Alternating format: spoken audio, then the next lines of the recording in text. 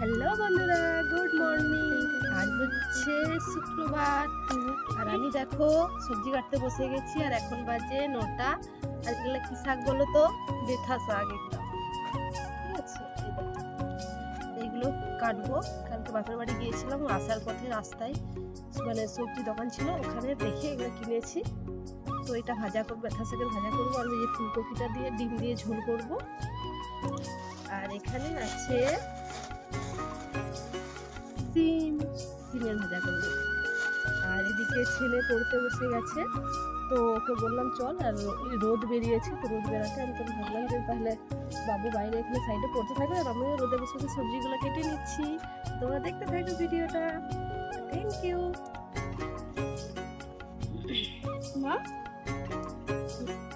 Hello বন্ধুরা, আমার নতুন একটা ব্লগে তোমাদেরকে জানাই অনেক অনেক স্বাগত।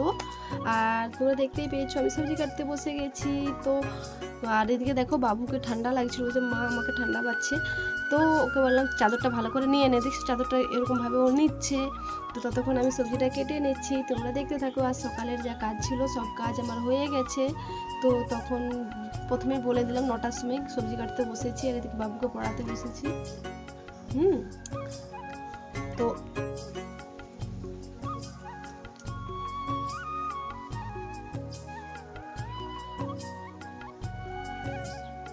এই যে বন্ধুরা, আমার বেথা শাক কাটা হয়ে গেছে। আর এদিকে সিম আলু, এটাকে হচ্ছে মানে নিম পাতা দিয়ে ভাজবো। আর এই যে ফুলকপি আলু ডিমের ঝোল করব। এইটুকুই রান্না আজকে হবে। দেখো আমার রান্না হয়ে গেছে। তো ফুলকপি ডিম আলু দিয়ে ডিমের ঝোল হয়ে গেছে। আর এদিকে দেখো বেথা শাকের ভাজা, আর এই যে সিম আলু বেগুনে নিম পাতা দিয়ে ছেঁচকি বানিয়েছি। আর আজকে সাদা ভাত। তো বন্ধুরা, এই এত দূর অবধি আমি মানে আগের দিনের ব্লগটা আমি শেয়ার করতে পেরেছি। এরপর তোমাদের সাথে দেখা হচ্ছে একবার তারপরের দিন সকালে। তো দেখো বন্ধুরা, আবার সকাল সকাল উঠে গেছি আর এখন বাজে 6টা। ঠিক আছে, তো 6টা নয় 6:30 বাজবে যখন আমি উঠি আজকে। হ্যাঁ, তো যেমন জানো রোজের যে কাজ, আমি সকাল সকাল উঠে যে কাজগুলো করে নিই সেই কাজগুলো করে নিচ্ছি। আর এটা হচ্ছে শনিবার, মানে আজকের ব্লগ। তো সকালে আমি যে কাজগুলো করি, ছড়া দিয়া নাতা দিয়া দুয়ারে তুলসী মঞ্চে সব জায়গায় আমি নাতাটা দিয়ে আমি ঘরটা প্রথমে ঝাড়টা দিয়ে দেব। তোমরা সঙ্গে থাকো, দেখতে থাকো। হ্যালো বন্ধুরা, good morning. Welcome back to my channel Uma lifestyle ব্লগে তোমাদেরকে অনেক অনেক স্বাগত। তোমরা সকলে কেমন আছো? আশা করতে পারি ভালো আছো। তোমাদের ভালোবাসার আশীর্বাদে আমিও খুব ভালো আছি।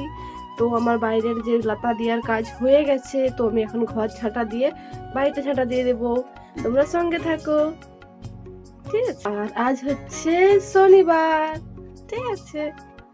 আজ কত তারিখ যেন ভুলে যাচ্ছি 4 তারিখ, আজকে 4 তারিখ। পরে রান্নাঘরে দেখো গ্যাসের উপরে অনেক ধুলো পড়ে যায়। তো মাটির বাড়ি জানোই তোমরা, উপরে মাটির ছাদ আছে, তো ধুলো নোংরা অনেকই পড়ে। তো প্রথমে ওটা পরিষ্কার করে নিয়ে আমি ঘরটা ঝাঁটা দিয়ে দিচ্ছি, তারপরে বাড়িটা ঝাঁটা দিয়ে দেবো। আর তোমাদেরকে বলে দিচ্ছি, যদি আমার ভিডিওগুলো ভালো লাগে তো অবশ্যই লাইক কমেন্ট শেয়ার করে দিও, আর আমার চ্যানেলটা সাবস্ক্রাইব করে দিও। এইটুকু রিকোয়েস্ট রইল। তো দেখো তারপরে আমি ঘর ঝাঁটা দিয়ে আবার বাইকটাও ভালো করে ঝাঁটা দিয়ে দিচ্ছি। তো ব্লগটা আমি বেশি বড় করব না, কেননা ব্লগটা কালকের ব্লগ আর আজকের ব্লগ মিলে আমি এটা পোস্ট করছি। তো ঝাঁটা দেওয়ার পর বাকি যে কাজগুলো আছে সেটুকু করে নিচ্ছি। তোমরা সঙ্গে থাকো, দেখতে থাকো।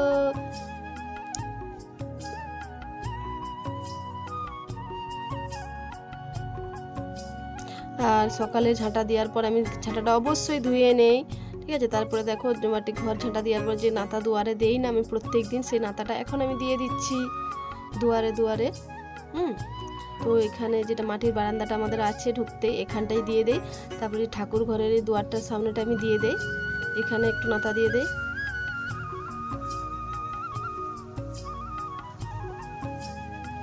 এখানটা দিয়ে দেওয়ার পর তারপরে ঠাকুরের এখানটা আমি নাতা দিয়ে দেই। আর বৃহস্পতিবার দিন বন্ধুরা পুজো করেছিলাম, আলপনা দিয়েছি, আলপনাটা এখনো মুছিনি, আজকের দিনটা থাক। তো কালকে পুরোটা নাতা দিয়ে দেব। 2 দিন থাকে নাতা মানে আলপনাটা, তারপরে আমি বাকিটা হচ্ছে দিয়ে দেই, নাতা পুরোটা দিয়ে দিই, মানে রবিবার দিনই দিয়ে দেব।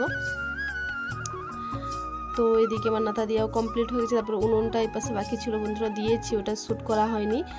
এরপরে দেখো আমি এবারে বিছানাটা আমার গুছিয়ে নিতে হবে, কারণ বাবু আর বাবুর বাবা গেছে মর্নিং ওয়ার্কে, তো তখন এই বিছানাটা গুছিয়ে নেই।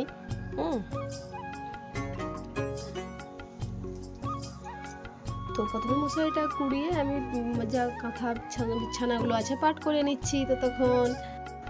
আর এত ঠান্ডা পড়েছে বন্ধুরা, আর কি বলবো, মানে এক তো ঠান্ডা, শীতকালে বেলাটাও ছোট থাকে, তারপরে হচ্ছে ঠান্ডায় কাজ করতে তো প্রচুরই কষ্ট হয়। গরমকালটা আমার এমনিতে ঠান্ডার তাদের জন্য গরমকালটাতে আমি ভালোও থাকি, সুস্থও থাকি। তো গরমকালটা মানে অনেক মানে টাইমে পাওয়া যায়, অনেকটা বেলা থাকে, তোমাকে গরমকালই ভালো লাগে সব দিনের জন্য। তো এই শীতের পর গরম অবশ্যই আসবে। তো তখন দেখো কথা বলতে বলতে আমার সব বিছানা পাট করা হয়ে গেছে। এরপরে বিছানার বেডশিটটা আমি ঠিক করে নিচ্ছি, দিয়ে বিছানাটা ঝেড়ে নেব। তো শেষমেশ আমার রুমটা কীরকম গুছালাম আমি তোমাদেরকে দেখিয়ে দিচ্ছি। বিছানাটা ঝেড়ে নেই আগে, আর প্রত্যেক দিন সকালে বিছানাটা ঝেড়ে নেই প্রথমে, তারপর সারাদিন কতটা ঠিক থাকবে সেটা তো আমার ছেলের উপরেই নির্ভর করে। প্রত্যেক দিনের যেটা করার করতে তো হবেই, কিছু করার নেই, বাচ্চা থাকলে এরকম ঘর হবেই।